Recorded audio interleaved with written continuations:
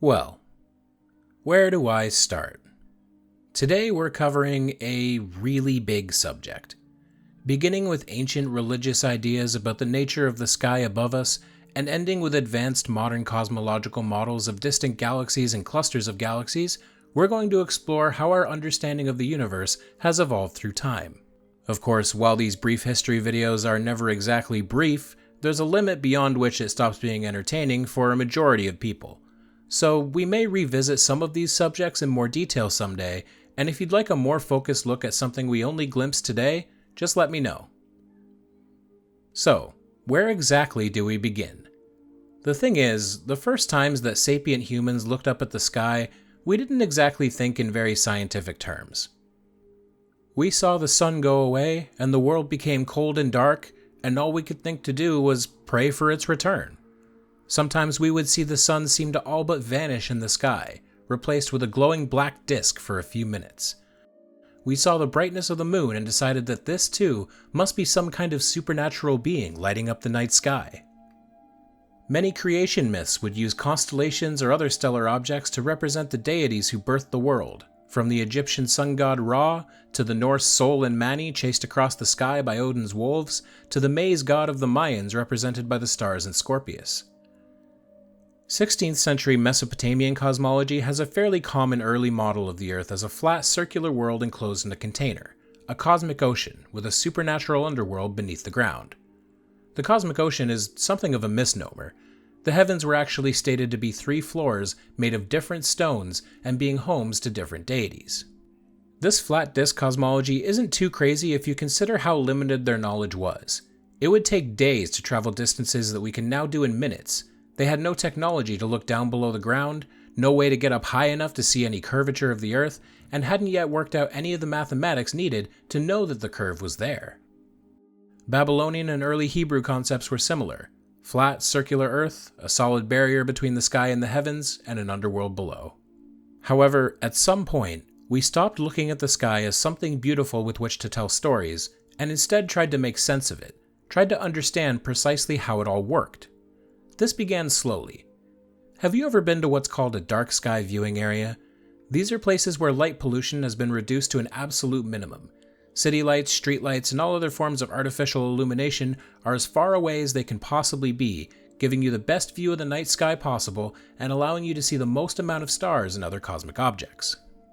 The reason I bring this up is, way back in the BC era, everywhere was a dark sky viewing area. There were no artificial lights in existence, and even having a few torches lit in a big city at night wasn't too hard on your ability to see the sky. Anyway, to the point, when you can see the full night sky, one of the first things you're going to notice is a bright band of brownish something stretching its way across the entire sky. Outside of the moon, it's easily the most prominent object visible. In the 5th century BC, ancient pre-Socratic philosopher Democritus would be the first to look up at that brownish band and propose that it was filled with dense clusters of stars.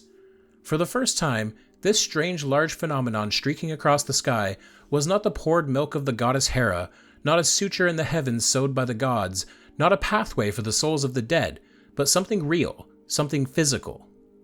Though it wasn't taken entirely seriously, nor did it have all of the facts to call it entirely true, it was astonishingly close, and implied some bold leaps in our ideas about the universe. It greatly increased the speculative size of the universe, containing so many stars at such varying distances that their light blended together. The cosmos was no simple Earth-centered system, but something big, vast, and complex. Other Greek thinkers would continue to add to observations of the sky. While the ancient Babylonians appear to be the first to notice that some stars didn't move with the others, wandering through the sky at their own pace, the Greeks were the ones who first started to use mathematics to try and track and predict and explain this movement, though many were still very off base. Anaximander in the 6th century BC conceived of a mechanical cylindrical model of the world floating in the center of an infinite void.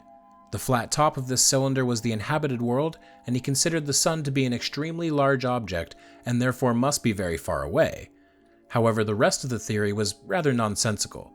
At the origin of the universe, hot and cold separated, and a ball of flame surrounded the Earth, eventually breaking apart to form the rest of the universe in a system of concentric hollow wheels filled with fire. The sun was a fire seen through a hole in the farthest wheel, and eclipses were the result of occlusion of that hole. The lunar wheel held less intense fire, and its hole could change shape, creating the phases of the moon. Other Greek philosophers started to get the right idea, though. The first person credited with determining that the Earth is spherical was Parmenides of Elea in the 5th century BC, however the circumstances surrounding it are a little confusing. His own surviving works don't actually mention the Earth's shape, and he was a philosopher at heart rather than a man of empirical science. He was deeply concerned with the nature of being, and in his metaphysical framework, a sphere is the most perfect and symmetrical shape, uniform in all directions. It's possible that he was merely extracting a spherical shape from his belief that the cosmos has an inherent sense of order and balance, but we'll never really know for sure. Plato in the 4th century BC made similar claims, stating that circles and spheres are the preferred shape of the universe, and put forth an early version of what we would eventually know as geocentrism, a universe that is centered around the Earth. However, he too relied very little on actual evidence, but did propose an order to the wandering stars. Ordered in to out, they were the Moon, the Sun, Venus, Mercury, Mars, Jupiter, Saturn, and the fixed stars at the greatest distance from Earth. Of course, he was way off, but he also described different circles of motion in layers out from the Earth, a very rudimentary understanding of planetary orbits. In the 4th century BC, Aristotle would finally follow up Plato's geocentric proposal with some actual scientific backing. His cosmological treatise De Caelo e Mundo, or On the Heavens, outlined a number of empirical data points which he believed to support the notion of a spherical Earth. His most prominent piece of evidence was, of course, the Moon. The reasoning here is simple. A lunar eclipse occurs when the Earth is between the Sun and the Moon, casting a shadow of the Earth onto the Moon's surface. This shadow, without exception, is a circle. Basic geometry teaches us that there is exactly one shape that, when seen from every possible angle of observation, is a circle, and that is a sphere. Let me use the sun and my brilliant MS Paint skills to demonstrate the same point, something I used to do with flat earthers all the time. If we remove glare, achievable with a solar filter, we can see a circular sun. Always a circular sun, never any other shape. If the sun were, for instance, a flat disk, then moving the position of the observer should alter the shape of the sun. However, it doesn't, because it is a sphere, and thus, due to the nature of lunar eclipses, the Earth must be too. Of course, the moon wasn't the only piece of evidence. The stars were a big one too. In conversations with sailors and traders across the Mediterranean, he noted that the sky changed depending on where a person was observing from. Even within Greece, stars visible in Athens or Crete in the constellation of Centaurus would dip below the horizon once one was in northern Greece. In particular, the North Star, whether that was Polaris or another nearby reference star, moves noticeably as one travels, about 1 degree per 100 kilometers. Last but certainly not least, Aristotle was the first to note that ships disappear over the horizon starting from the bottom of their hull and moving up, indicating that they are falling below a clear horizon line. This really is one of the simplest proofs. On a flat plane, an object should shrink in totality until it is so small that it can no longer be resolved with the eye. However, this is simply not what we observe, and there is no law of perspective that can cause a bottom-up disappearance, but a physical obstruction like a horizon can. While geocentrism was beginning to take form, in other parts of the world, different revelations were being made. Persian astronomer Abd al-Rahman al-Sufi in 964 BC wrote a text titled The Book of Fixed Stars, the first attempt to catalog stellar objects.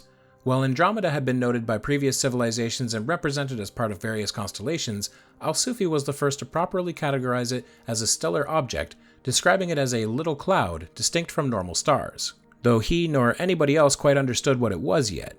It's also been claimed that he recorded the first mention of the Large Magellanic Cloud, but modern astronomers agree that this is likely a misunderstanding of a reference to some stars south of Canopus. Meanwhile, back in Greece, big strides were being made. In the 3rd century BC, Aristarchus of Samos presented a different model of the universe. Instead of placing the Earth in the middle, he proposed that the Sun was in the center, the first concept of heliocentrism. Though his written works are largely lost, evidence from historical accounts notes that he argued his point using things like retrograde planet motion. Mars, for instance, does a kind of backward loop through the sky, which doesn't really make sense in a geocentric framework. However, if both Mars and the Earth were traveling around the Sun, and Mars was moving slower than the Earth, this retrograde motion starts to make sense. He also estimated the sizes of the sun and the moon by observing the Earth's shadow during an eclipse, concluding that the sun must be much larger than the Earth, and thus it made more sense for the smaller Earth to orbit the larger sun than the other way around. There exists a common misconception that Aristarchus was vilified by his contemporaries for the heliocentric proposal, but this isn't quite true. It's all traced back primarily to a bantering interaction he had with another Stoic who jokingly called Aristarchus a sun worshipper. It is true, however, that Aristarchus' idea was not widely accepted at the time. However, this is merely due to it being a hypothesis backed up with logical reasoning rather than with empirical evidence. In the next century, our understanding of the more local objects became more refined.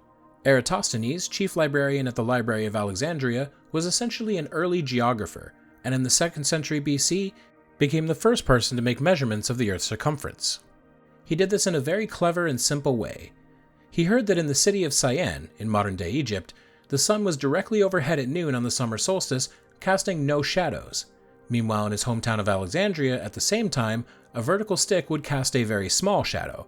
He measured the angle of that shadow, about 7.2 degrees or roughly 1/50th of a circle, which led him to determine that the distance between Alexandria and Syene made about 1/50th of the Earth's radius. He then extrapolated this to determine a circumference of 39,375 kilometers and therefore a radius of 6,268 kilometers. Considering he was working entirely with 2 reference points and some good old mathematics, his result was shockingly close to the truth. He was off by about 103 kilometers. Shortly afterwards, Hipparchus made similar measurements regarding the moon using parallax. Parallax, if you don't know, is the apparent shift in an object's position when you view it from 2 different locations. Think of how, if you hold your thumb up in front of you, then close one eye and open the other, it looks like your thumb moves. This works on longer scales too, it's just that the movement is a little more subtle than with your thumb. By analyzing writings from various locations, Hipparchus determined that lunar eclipses varied depending on where the observer was. A total lunar eclipse was reported by Romans preparing for war in the region of the Hellespont, but in Alexandria, the moon was only 4/5 of the way covered. Using the Earth's radius determined by Eratosthenes, he estimated that the moon was 59 to 67 Earth radii away, or between 376,000 and 426,000 kilometers. Though the moon's distance varies throughout its orbit, its average distance is about 384 kilometers, so he was pretty close considering that he also didn't have any modern tools at his disposal. Hipparchus is also credited with first describing the precession of the equinoxes. What does this mean? In short, this is the slow, gradual wobble of the Earth's axis, like a slightly off-balance spinning top. This causes the positions of stars and constellations to shift over time, taking about 26,000 years to complete one of these wobbles and changing which star becomes the North Star, as well as shifting the zodiac signs relative to the calendar. Hipparchus used earlier Babylonian and Greek records of star positions from up to and over a century before him, comparing them with his current observations. He noted that, for instance, the star Spica in the Virgo constellation was closer to the autumnal equinox than it had been 150 years ago, by about 2 degrees. After working out all of the shifts, he concluded that the Earth's axis must be wobbling, causing the equinox points to move westward about 1 degree every 70.16 years.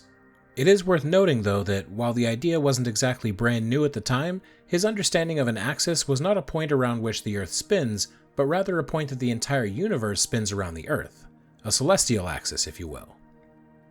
In the 2nd century AD, Greco-Roman thinker Ptolemy attempted to further refine the concept of geocentrism. Obviously exhibiting serious unexplained problems such as retrograde motion, he introduced a model that used smaller circles called epicycles that planets traveled on during their orbit to try and explain this away.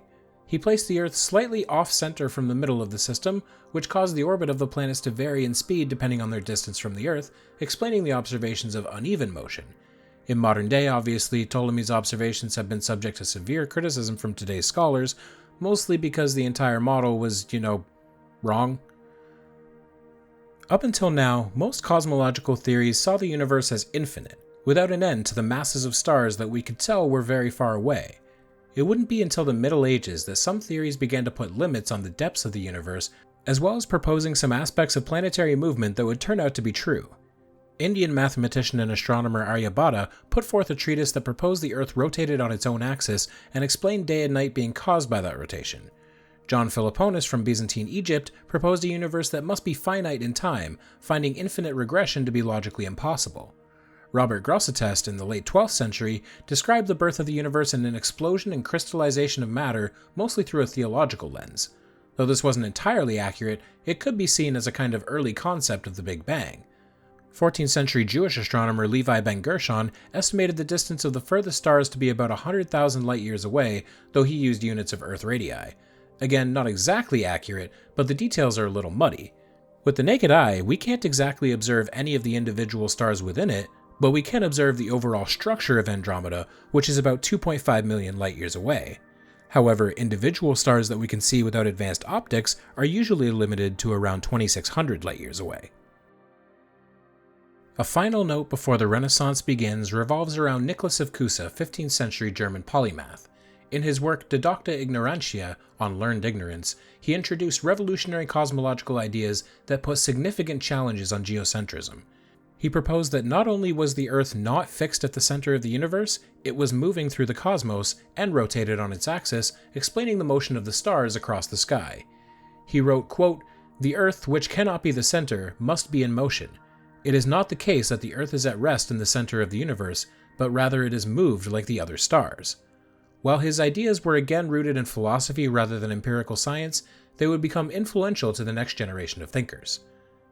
And now, we finally reach a turning point: Nicholas Copernicus. A Polish polymath, he spent most of his final years developing a heliocentric theory and then revising it right up until his death in 1543.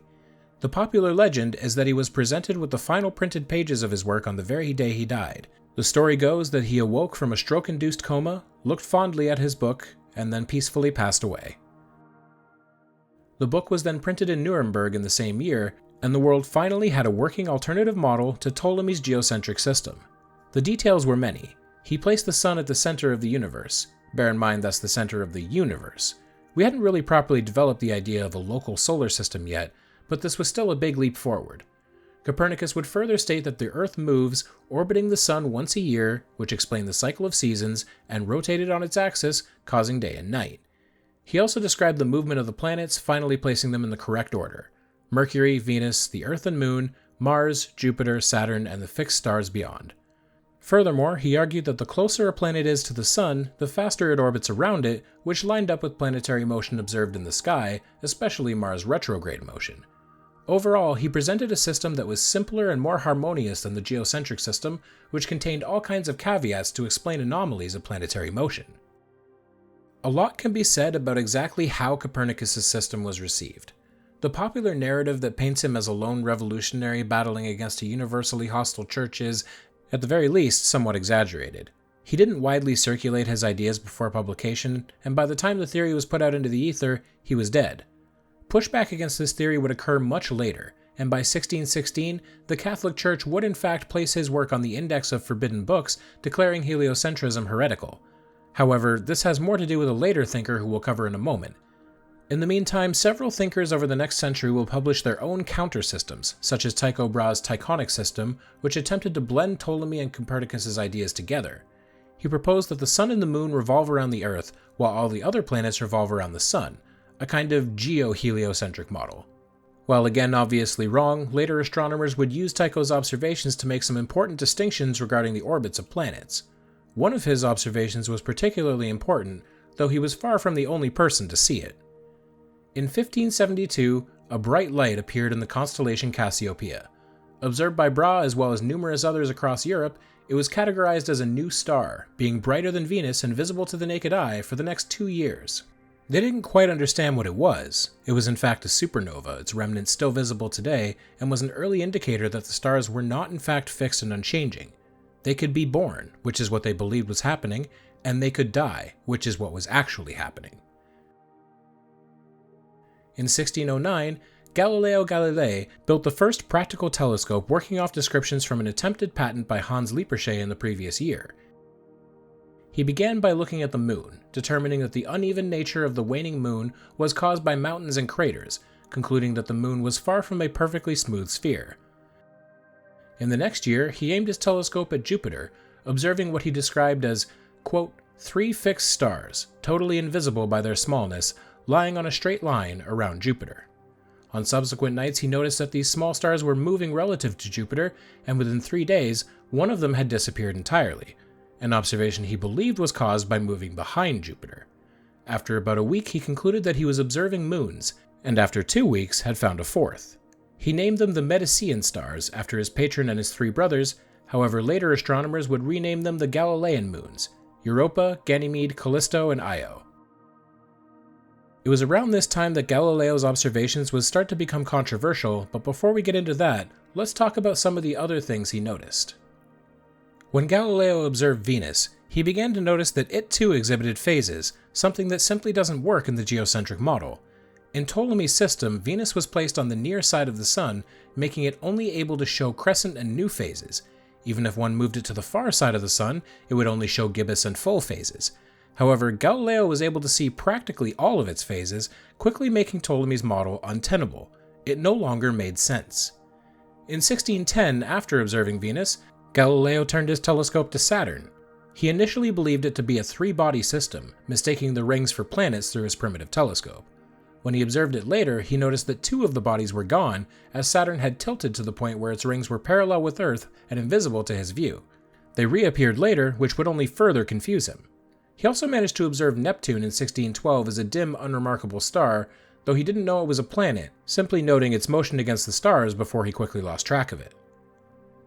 Following his early astronomy observations, Galileo turned his attention to proving heliocentrism. While much of what he had observed already aligned with it, Cardinal Bellarmine in 1615 wrote that the Copernican system could not be defended without, quote, "a true physical demonstration that the Sun does not circle the Earth, but the Earth circles the Sun." So in the next year, Galileo wrote an essay in the form of a letter, Discourse on the Tides. At the time, he was appealing for papal acceptance for teaching the Copernican theory, and the essay served as a private confirmation of his belief in heliocentrism. The theory went as follows: as Earth spins daily and moves around the Sun, the oceans are sloshed around like water in a moving bucket, causing the tides. While he was oddly close to the truth, he wasn't quite there, mostly due to his ignorance about a certain yet coined force that governs a lot of the universe. Galileo would end up taking the brunt of the criticism for heliocentrism, both from a religious and scientific perspective that Copernicus managed to avoid by, not being alive anymore. After continuous back and forth with the Roman Inquisition, heliocentrism was officially declared heretical in 1616, claiming it to be an attempt to reinterpret the Bible. Galileo would end up being found, quote, vehemently suspect of heresy, though he was never formally charged and was sentenced to a house arrest for the rest of his life. In 1633, he was forced to recant his claims about heliocentrism, and according to popular legend, he uttered the phrase, "Et pour se muove," and yet it moves. Galileo's ideas wouldn't end with him. Johann Kepler would build on Copernican ideas with his own observations. The concept of epicycles was replaced with an elliptical orbit, proposing that planets do not orbit with uniform motion. Furthermore, he proposed a finite universe based on a simple premise. If the universe had no limit, the night sky would be filled with an infinite brightness of stars, and this is not the case. He even argued it within a religious framework to appease the papal critics, claiming that the universe was purposeful and divinely ordered, a harmonious finite creation reflecting God's design. Overall, he defined 3 laws of planetary motion. The law of ellipses, which is that orbital paths are ovals rather than perfect circles, with the Sun as one of 2 focus points, causing the orbit to be closer and further away from the Sun at different times. The law of equal areas, stating that planets move faster when they're closer to the Sun, easily observable by comparing the orbital periods of Venus and Mars. Lastly, the law of periods, published later in his works, states that the time it takes a planet to complete a full orbit depends on its distance from the Sun. The further the planet, the slower the orbit. With these laws in place, and with repeated observations of Jupiter and the orbit of its moons, heliocentrism was starting to seem more valid in the wake of Copernicus's death, despite its condemnation from the Church. However, unlike Galileo, Kepler was a Lutheran, which kept him away from the scrutiny of the Holy Roman Empire. Shortly after Kepler's laws were put forward, Christian Huygens made precise measurements of the angular distance between the Sun and Venus, using parallax-like reasoning and assumptions about the size of Venus, believing it to be similar to that of the Earth. Thankfully, he was right about that, leading him to the conclusion that the Earth is about 160.9 million kilometers away from the Sun, off by about 9 million kilometers. However, he was still making strides in using observation and math to measure cosmic distances. His observations of Saturn also finally cleared up the confusion Galileo had experienced using a more powerful telescope. Not only was he able to sketch the Orion Nebula and identify the first of Saturn's moons, Titan, he also concluded that the object surrounding the planet was a, quote, thin flat ring, nowhere touching and inclined to the elliptic. Building on Huygens' work, Giovanni Domenico Cassini made improved observations with his telescope in the late 1600s. He was able to see and publish surface markings on Mars, though he didn't fully understand what they were, as well as use those features to determine the rotation period of the planet. He did the same with Jupiter and discovered 4 of Saturn's moons, being Iapetus, Rhea, Tethys, and Dione. He made detailed maps of the visible side of the moon, and with his colleague Jean Riker, made 2 simultaneous observations of Mars, then used parallax to estimate its distance from the Earth. This then allowed them to extrapolate a general size of the solar system, which ended up changing Cassini's beliefs throughout his life. Initially a geocentrist, his observations compelled him to eventually accept the Copernican model, though he would continue to reject a new theory that had entered the foray: gravity. A lot of things were happening all at once at this point. All within Cassini's lifetime, English philosopher John Locke coined the term solar system, Danish astronomers used the movement of Jupiter's moons to work out a rough estimate of the speed of light, and Sir Isaac Newton first proposed the mathematical law of gravitational attraction. He asserted that gravity is a force acting upon everything that has mass, and that force between 2 objects is proportional to the product of their masses and inversely proportional to the square of the distance between their centers. While this not only revolutionized physics on a local level, it redefined our understanding of large-scale motion throughout the universe. There was finally an explanation for why everything seemed to be moving, and discarding the mathematics of it, it was relatively simple to grasp. Mass attracts mass. One of the more important aspects of gravity was that it suggested everything moves, and while it was well established that the planets certainly do, the notion of fixed stars still existed until about 1718 with the work of Edmund Halley. While comparing the positions of the current stars with ancient records such as those of Hipparchus, he was able to fully confirm that several bright stars had shifted their positions entirely, more so than would happen with the precession of the equinoxes. The stars were not fixed at all. They were moving, most likely as a result of gravitational forces. In the 1720s, English astronomer James Bradley noticed something while attempting to measure stellar parallax. While observing the stars, he noticed they appeared to shift slightly in a way that didn't quite match parallax observations. He called this shift the aberration of light, which he eventually realized was a result of 2 things: the finite speed of light and the motion of the Earth. To explain in simple terms, imagine using an umbrella in the rain. To keep dry, you tilt the umbrella forward to match your pace as you move into the rain. Similarly, to catch light from a star with a telescope, you must tilt the telescope in the direction the Earth is moving through space. This is because light takes time to travel, and the Earth is moving while the light travels to the telescope. When the Earth moves towards a star, the telescope needs a larger tilt, and 6 months later, the tilt will reverse.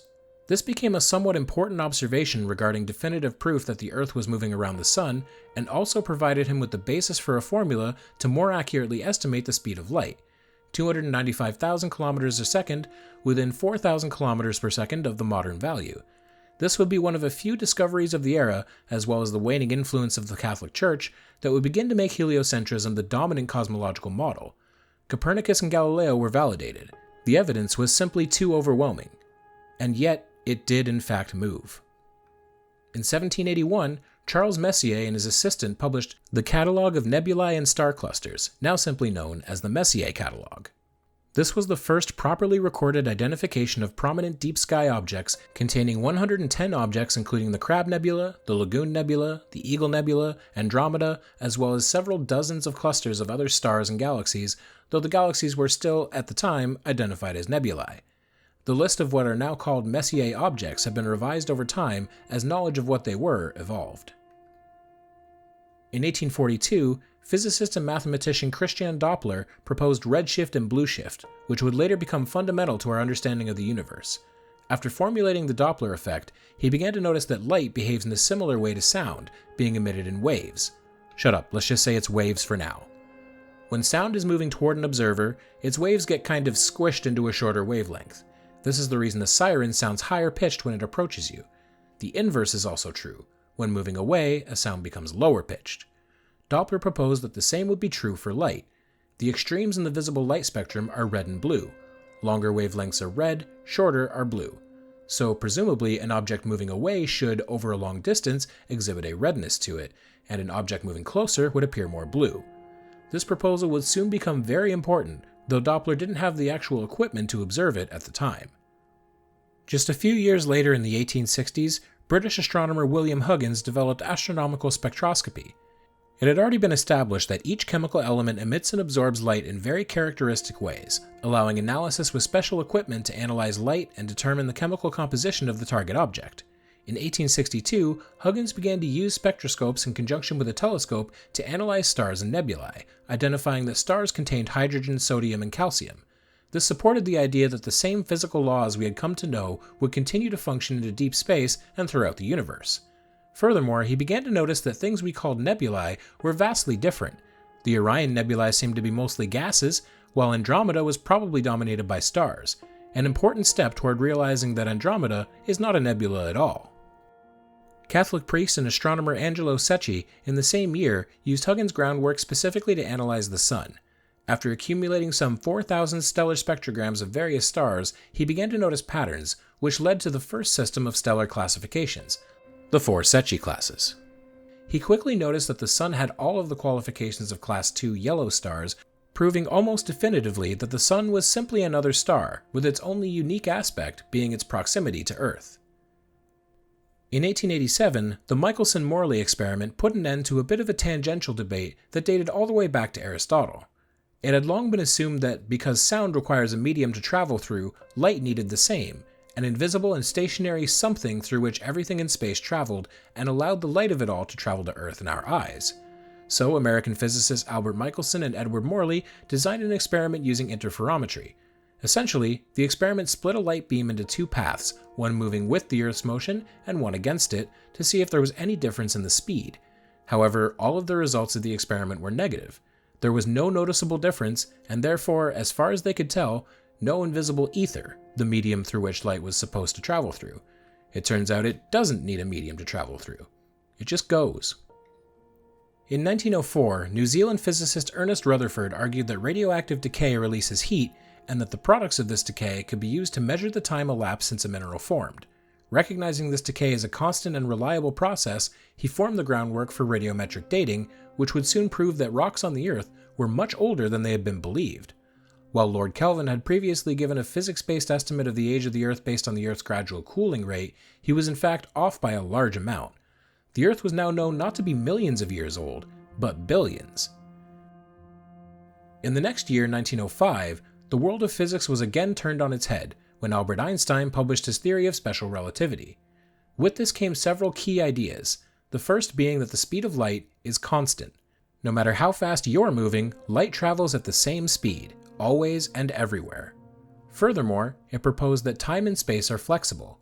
Time can slow down for a fast-moving object compared to one that is static relative to it. It also linked time and space together under the singular concept of spacetime, in which extremely massive objects, such as stars, can bend or stretch both time and space. A decade later, Einstein published the general theory of relativity, adding gravity to the equation as a bending in the fabric of spacetime caused by large amounts of mass. It can be stated that while Newtonian gravity describes the what, mass attracts mass, general relativity explains the why, mass attracts mass because it distorts spacetime. In this vein of thought, the Earth orbits the Sun because the Sun's mass warps space and guides the Earth along its orbital path. As further discoveries were made, the knowledge Einstein put forth would remain incredibly important, as we will see. Just a few years after general relativity was introduced, another revelation was brought forward regarding the nature of the universe. Harlow Shapley, American scientist at Harvard, was studying the distribution of globular clusters, spheroidal groups of stars that are bound together by gravity. He discovered that the stars in the Milky Way were all orbiting a common center thousands of light years away from the Sun. He determined this center to be in the direction of the Sagittarius constellation, approximately 50,000 light years away from the Earth. It turns out that while heliocentrism may be correct on a local scale, we finally had evidence that things worked a little differently once you zoom out.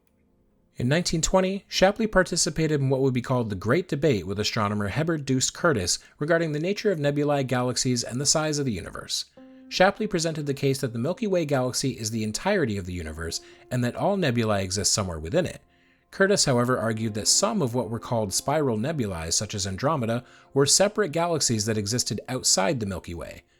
Of course, debates don't exactly result in definitive conclusions, They merely put out the arguments of both sides and allow people to come to their own conclusions. Later thinkers would figure out who was correct through empirical data, and soon.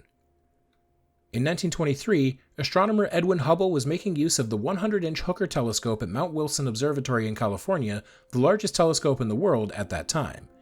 He was looking specifically at the Triangulum Nebula and Andromeda, searching for what are called Cepheid variables. These are stars that change brightness over specific periods of time due to internal processes, and the regularity of this pulsation is used to calculate the distance from Earth. The next year, Hubble was able to locate Cepheids within Andromeda, concluding that it was not a nebula at all, but an entire galaxy outside of our own. He would go on to estimate the distances of several more galaxies, while also noticing something very specific about the majority of them. They exhibited redshift. Most of the galaxies visible to him were moving away from the Earth, and what was more, the further away they were, the faster they were receding. The entire universe seemed to be expanding at a measurable rate.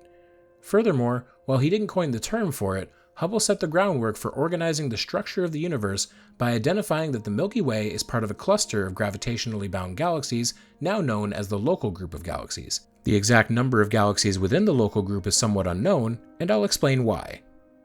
The world of astronomy has a serious obstacle in terms of direct observation, and that obstacle is the Milky Way itself. There exists an exclusion zone called the zone of avoidance when one tries to observe what is directly on the other side of the band of the Milky Way that we can see. There is simply too much gas, dust, and clusters of stars to see through it.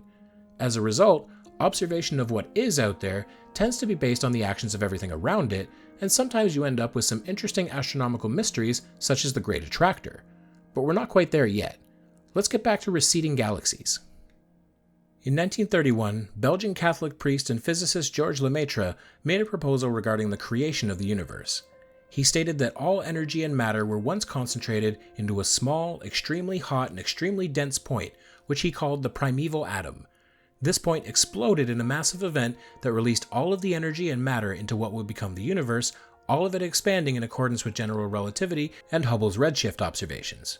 Lemaitre continued to speak on and refine this idea throughout his life, and in 1949, astronomer Fred Hoyle introduced the term Big Bang to refer to it, though he personally remained an opponent of the theory who advocated for a steady-state eternal universe. Sometime in the early 1930s, American astronomer Carl Guth Jansky used his knowledge as a radio engineer for a new idea that he implemented at Bell Telephone Laboratories. He built a rotating directional antenna, the world's first radio telescope, with a diameter of about 100 feet, designed to receive radio waves at 20.5 MHz frequency. He spent months recording signals from all directions, eventually categorizing them into 3 types of static: nearby thunderstorms, distant thunderstorms, and a faint hissing static that he couldn't identify.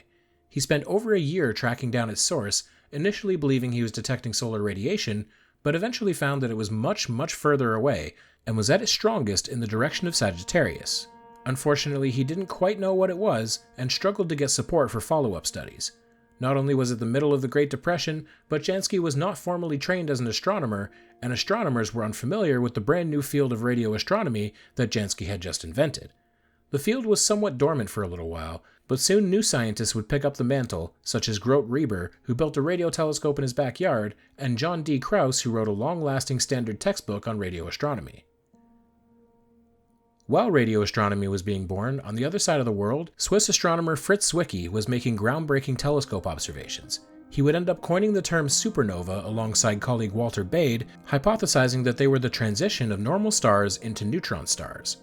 Perhaps his greatest discovery, however, was during his examination of the Coma galaxy cluster in 1933. He quickly noticed that there was a gravitational anomaly. Their luminosity gave him one figure for their mass and therefore their rotational velocity from gravity.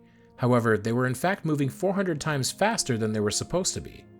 Initially calling it missing matter, he then coined the term dark matter, a kind of placeholder to account for wherever the extra mass was coming from.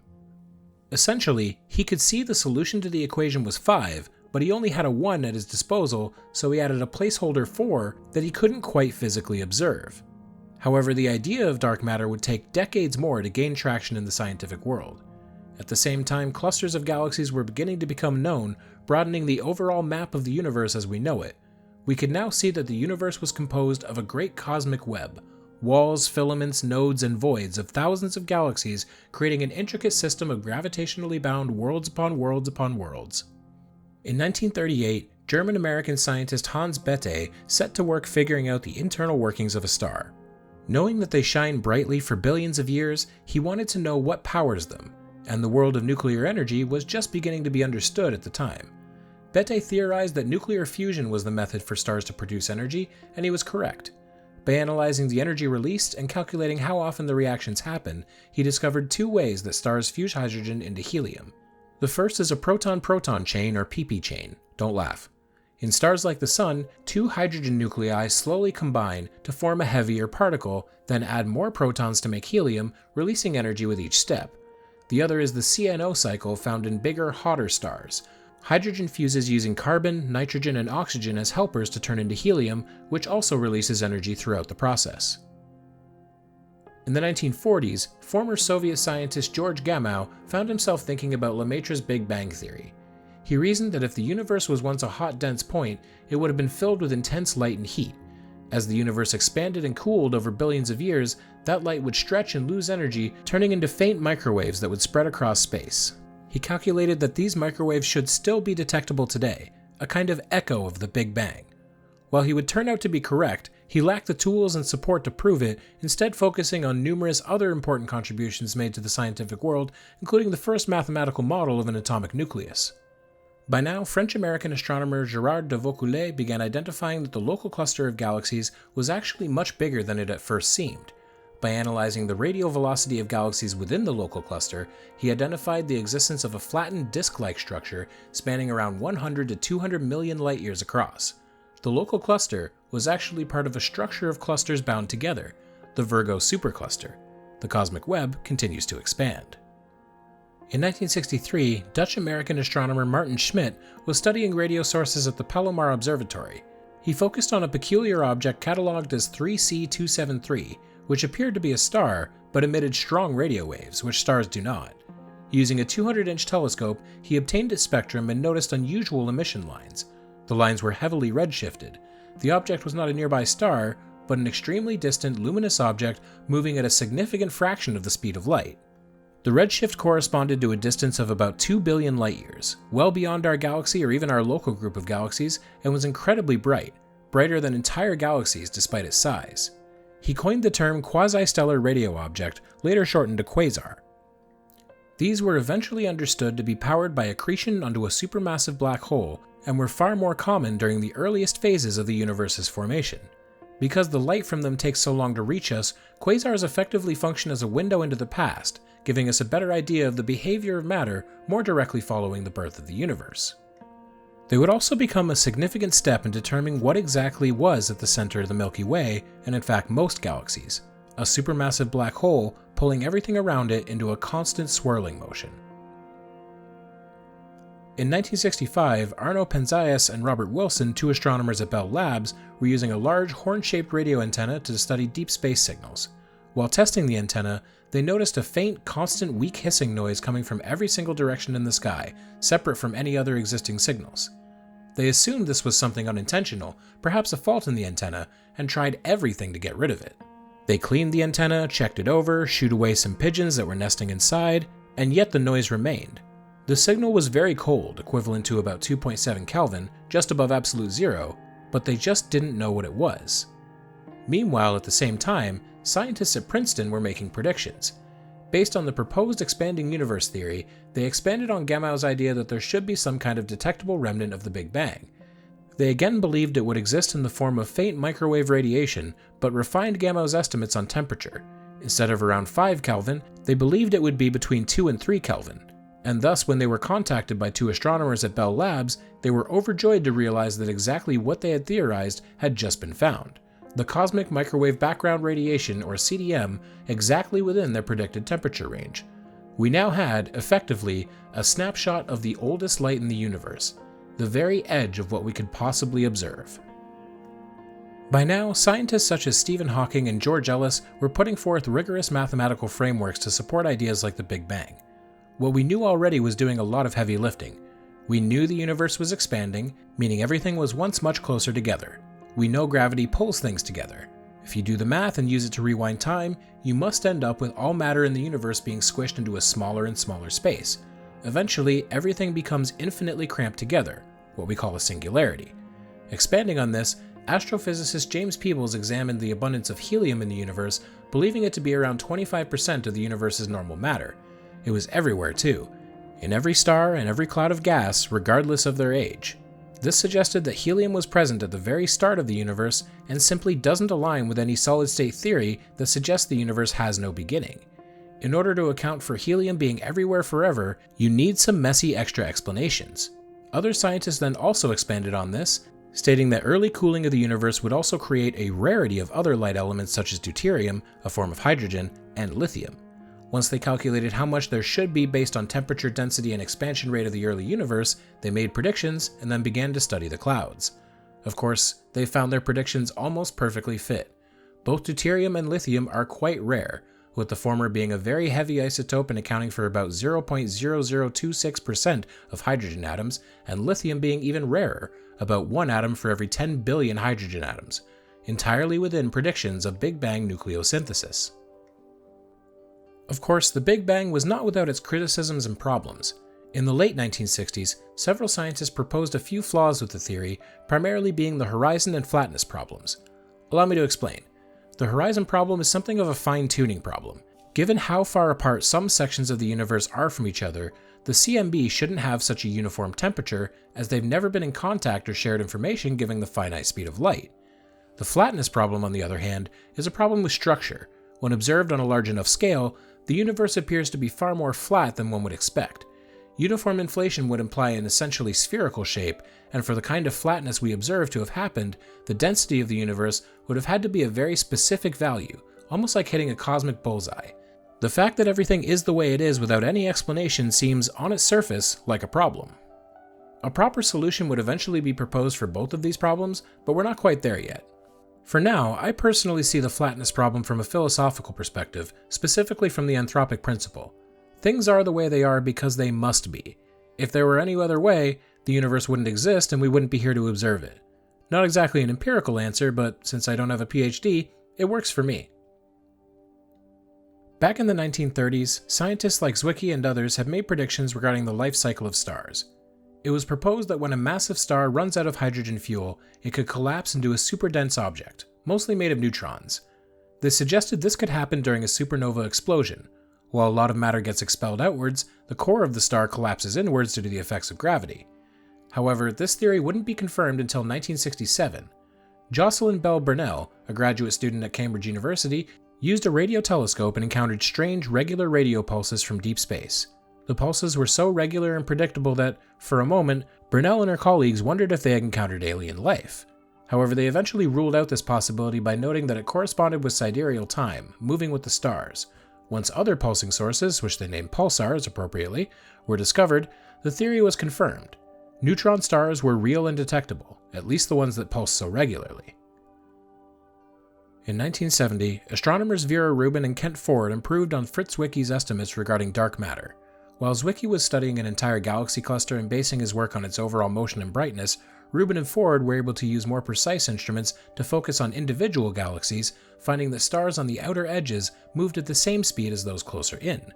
The rules of gravity suggest that they should move slower, like the outer planets of our solar system, but since they didn't, this emboldens Zwicky's notion that there was extra matter providing extra mass and therefore more gravity at work within the cosmic web. Dark matter was now a notion much more closely paid attention to in the world of astrophysics. In 1979, a new type of neutron star was discovered, though it wouldn't be formally recognized for what it was until the early 1990s. On March 5, 1979, the Soviet Venera 11 and 12 probes were in orbit of the Sun on their way to Venus, when suddenly, both were hit by a massive blast of gamma radiation. 11 seconds later, the same blast struck the NASA Helios 2 probe, then the Venus Pioneer orbiter around Venus, then 3 US Department of Defense satellites, the Soviet Prognoz 7 satellite, then the Einstein Observatory all orbiting Earth. Due to the wide array of spacecraft it had hit and the limitations of the speed of light, its source was narrowed down very quickly and easily. It was traced back to the Large Magellanic Cloud and corresponded with a stellar remnant that had exploded as a supernova in around 3000 BC.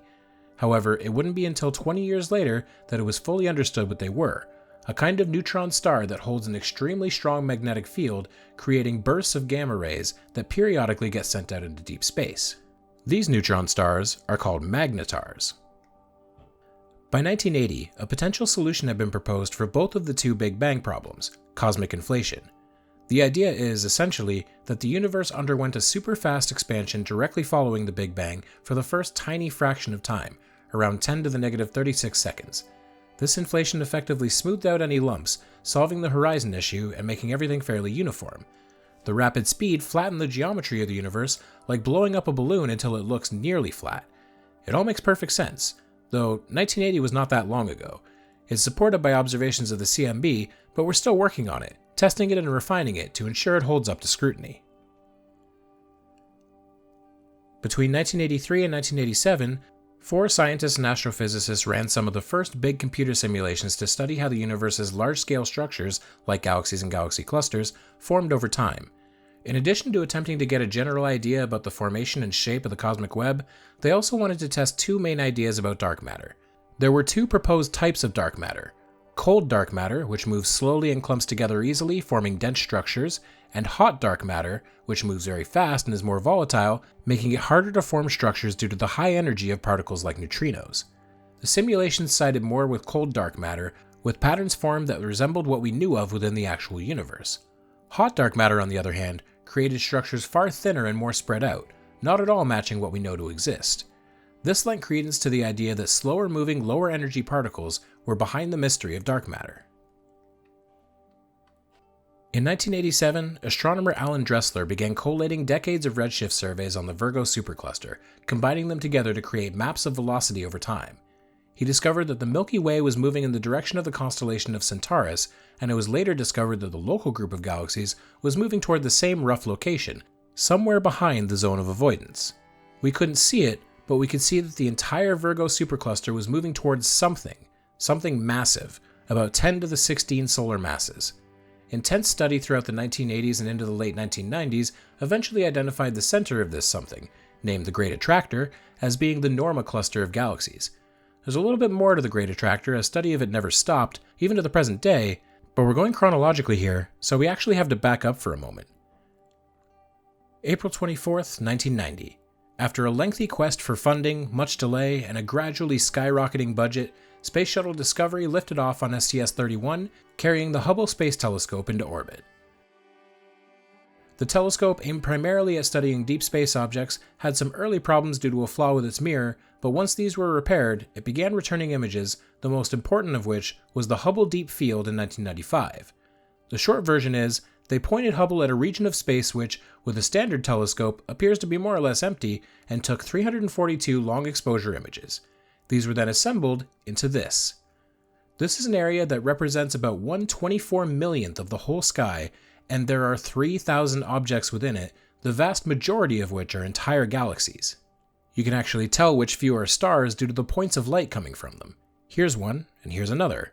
Every single other object in this photo is a galaxy, home to hundreds of billions of stars. More deep field images would follow, serving as important windows into the early universe.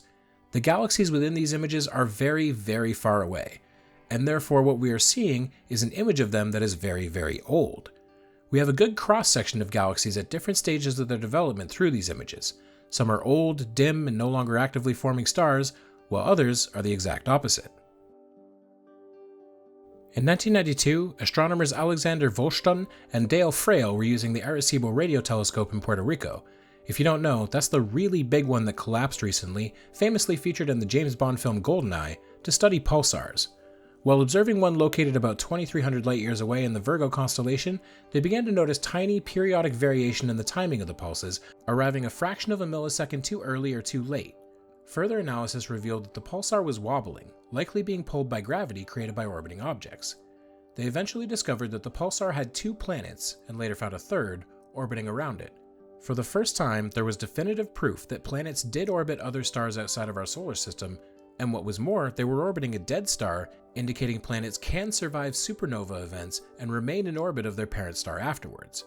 Of course, they wouldn't be livable anymore if they ever were, but there was now definitive proof that solar systems like our own did in fact exist, and opened a floodgate of exoplanet research.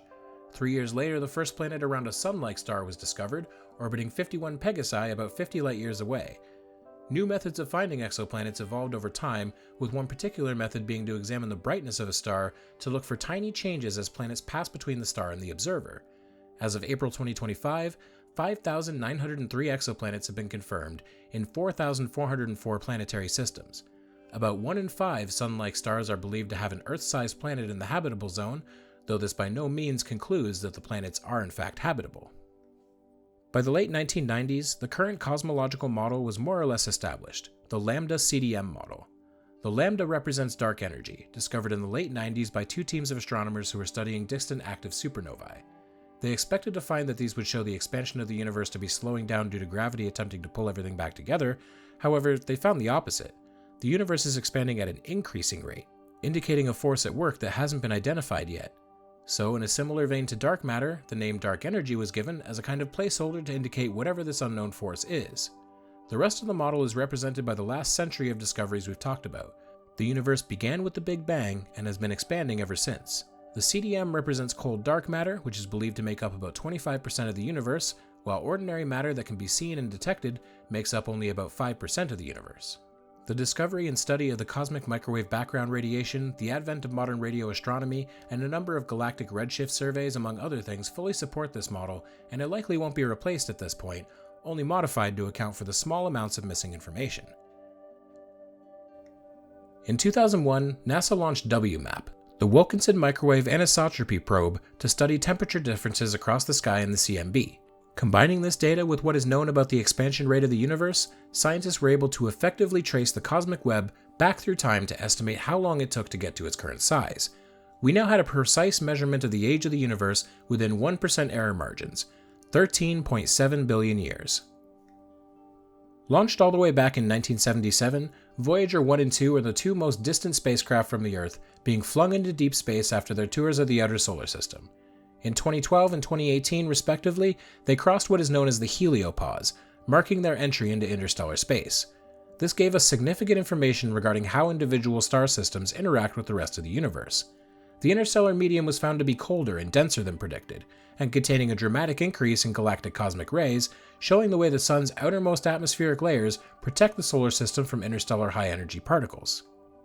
Furthermore, being able to see the structure of the edge of the solar system provides an analog. We now have a much better idea of what a star system looks like from an outside point of view, providing an example when we're investigating exoplanet systems. In 2003, the Sloan Great Wall was defined. Serving as an example of the larger structures of the cosmic web, it is a massive wall of galaxies that stretches across 1.4 billion light-years and exists roughly 1 billion light-years away from the Earth. The Sloan Digital Sky Survey was conducted over 3 years, combining the data of multiple surveys taken with the Very Large Array in New Mexico, making redshift calculations, and plotting the positions of the galaxies in 3D. Further studies would identify more similar structures, filling out the gaps in our knowledge of the full cosmic web. At this point, we're just adding details to the big universal painting. Way back in 1916, German physicist Karl Schwarzschild theorized, based on Einstein's theory of general relativity, a point in space with such strong gravity that nothing, not even light, could escape. The term for this, a black hole, wouldn't be coined until 1967, and they wouldn't be indirectly observed until the 1970s. Astronomers noticed strange effects, like X-rays coming from areas where stars were moving oddly, suggesting an invisible object with immense gravity. The first strong evidence came from studying Cygnus X1, a system where a star was orbiting something massive that we couldn't see. Further study indicated the invisible thing was several times more massive than the largest possible neutron star. It was a black hole. Intensive study of Cygnus X1 followed, as well as identification of more systems containing black holes, up until 2019, when the Event Horizon Telescope used 1.3 mm microwaves to produce the first true image of a black hole at the center of the Messier 87 galaxy. Of course, since light cannot escape a black hole, you can't exactly see it, but rather everything around it, specifically the emission ring around it of ionized matter being pulled into it. In 2014, a team of astronomers from the University of Hawaii published findings on the motion of over 8,000 galaxies. They determined that the Virgo supercluster was actually just a small lobe of a much bigger supercluster, which they named Laniakea.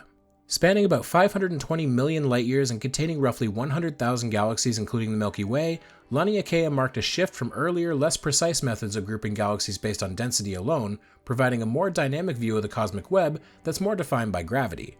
Furthermore, it was established that the gravitational basin, the heart of mass within Laniakea, is none other than the Great Attractor. It really is just a particularly dense cluster of galaxies. How I wish I could tell you it's actually a galaxy-sized Lovecraftian space monster reaching its tentacles out towards Earth. That'd be cool. When you zoom out to the full limitations of our view, the observable universe looks like this. This is the universe. Of course, we're at the center. The observer is always at the center of what's observable. Perhaps you've seen a video titled, "How the Universe is Way Bigger Than You Think," which is a good video, especially when it comes to comprehension of scale, but I have a few subjective problems with it. First off, once you get into measurements of hundreds of light years, the sense of scale kind of breaks. The human mind can't really comprehend the difference between 1,000 light years and 10,000 light years. Both are just really big. In the blink of an eye, the scale of the universe becomes practically infinite as far as our brains can understand it. My second problem is once the video attempts to go beyond the observable universe. It talks about how some light simply hasn't reached us yet, so we're unable to observe what's there, and even mentions how some light will never reach us due to the distance and expansion rates exceeding the speed of light. This is all very mysterious, that there's much more to the universe that we can't see, but if we base it around what we can see, we can practically guarantee that it's more of the same. What we're missing out on is most likely more galaxies, bigger and longer filaments of the cosmic web, more black holes, more quasars. More of the same. One thing we learned over time about the universe is that there's a certain level of uniformity to it.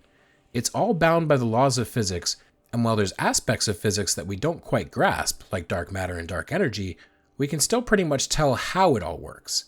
Math is the ultimate arbiter, and math shows us that the universe exists in a uniform cosmic balance in every direction. Without some kind of paradigm-shattering shift in our understanding, we know that what exists is what exists, whether or not we can directly observe it. It is the way it is because it must be, and because we are here to observe it. If it were any other way, it wouldn't be. There's a lot I didn't talk about today. I didn't talk about the Boots Void, for one thing, a region of space with significantly less galaxies than everywhere else, about 60 rather than the usual 2,000 for an area of that size. I didn't talk about the James Webb Space Telescope, which was launched recently enough that we're going to be learning about the things it observes for decades to come. There's a lot to say about what we can see of the universe, but I think I've talked enough for one day. I always like to leave a little bit unsaid, because I want to encourage you to learn more for yourself. Start searching, start reading. Ask me about what we didn't discuss in detail, and I'll consider making some more specific videos about them. The only other thing I'll add, because I'm a big kaiju fan, did you know there's a galaxy supercluster named the King Ghidorah supercluster? Discovered, of course, by Japanese scientists utilizing the Subaru telescope in Hawaii, Monster X itself is 10 times more massive than our own Laniakea supercluster. I just love that Japan named a galaxy supercluster after a cheesy 3-headed movie monster. Awesome stuff. Keep looking up, everybody. People don't look up very often throughout their lives, and you'll find that when you do, you'll notice some pretty cool stuff. Our sky is fascinating. Don't let modern society and light pollution ruin that for you. Watch the skies. Watch and learn.